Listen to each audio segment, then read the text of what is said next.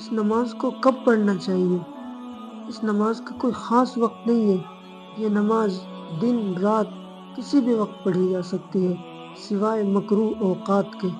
اگر روزانہ ممکن نہ ہو تو ہفتے میں کم سے کم ایک دفعہ یہ نماز پڑھ لے، ورنہ مہینے میں ایک بار پڑھ لے، اور اگر یہ بھی ممکن نہ ہو تو کم سے کم زندگی میں ایک بار ضرور یہ نماز پڑھ لینی چاہیے۔ اس نماز کا مکمل طریقہ کیا ہے؟ آئیے اس نماز کا اب مکمل طریقہ ہم سیکھتے ہیں۔ یہ نماز 4 رکعت نفل نماز ہے، اور ہر رکعت میں ایک تسبیح 75 دفعہ پڑھی جاتی ہے۔ اور اس کا طریقہ یہ ہے کہ سب سے پہلے ہم تکبیر تحریمہ کہیں گے، اور اس کے بعد ثنا پڑھیں گے، اور ثنا کے پڑھنے کے بعد 15 دفعہ یہ تسبیح پڑھی جائے گی: سبحان اللہ والحمد للہ ولا الہ الا اللہ واللہ اکبر۔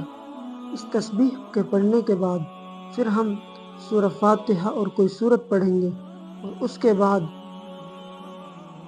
رکوع میں جانے سے پہلے 10 دفعہ اس تسبیح کو پڑھیں گے، پھر رکوع میں جانے کے بعد 10 دفعہ اس تسبیح کو پڑھیں گے، پھر قوما میں رکوع سے کھڑے ہونے کے بعد 10 مرتبہ، پھر اس کے بعد پہلے سجدے میں 10 مرتبہ، پھر جلسے میں 10 مرتبہ، اور پھر دوسرے سجدے میں 10 مرتبہ۔ اس طریقے سے ایک رکعت میں یہ 75 تسبیحات ہو جائیں گی، اور پوری نماز میں 300 تسبیحات ہو جائیں گی۔